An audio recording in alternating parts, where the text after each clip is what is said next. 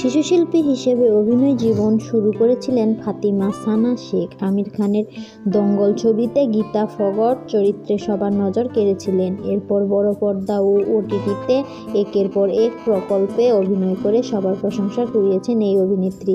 ক্যারিয়ারের শুরু থেকে চ্যালেঞ্জিং সব চরিত্রে অভিনয় করে এসেছেন অভিনেত্রী ফাতিমা সানা শেখ। বড় পর্দা হোক বা ওটিটি, সবসময় তাকে জটিল ও চ্যালেঞ্জিং চরিত্রে বেশি দেখা যায়।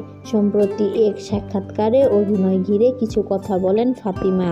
শুরুতে নিজের পছন্দের চরিত্র প্রসঙ্গে বলেন, নানা স্তর থাকে, এমন ধরনের চরিত্র আমাকে বেশি আকর্ষণ করে। অনেক সময় এ ধরনের চরিত্রগুলো ডার্ক মনে হতে পারে, কারণ এ ধরনের চরিত্র অনেক জটিলতা এবং ভরপুর আবেগ থাকে। তরুণ অভিনেত্রী ভাষ্য, ক্যারিয়ারের একদম শুরুতেই দঙ্গল আমাকে সে সুযোগ দিয়েছে। এই ছবিতে আমি জটিল চ্যালেঞ্জিং এক চরিত্রে অভিনয় করেছি। দঙ্গল সব সীমা পার হয়ে অসংখ্য মানুষের কাছে পৌঁছে গিয়েছে। এই ছবি আমার গোটা জীবন বদলে দিয়েছে।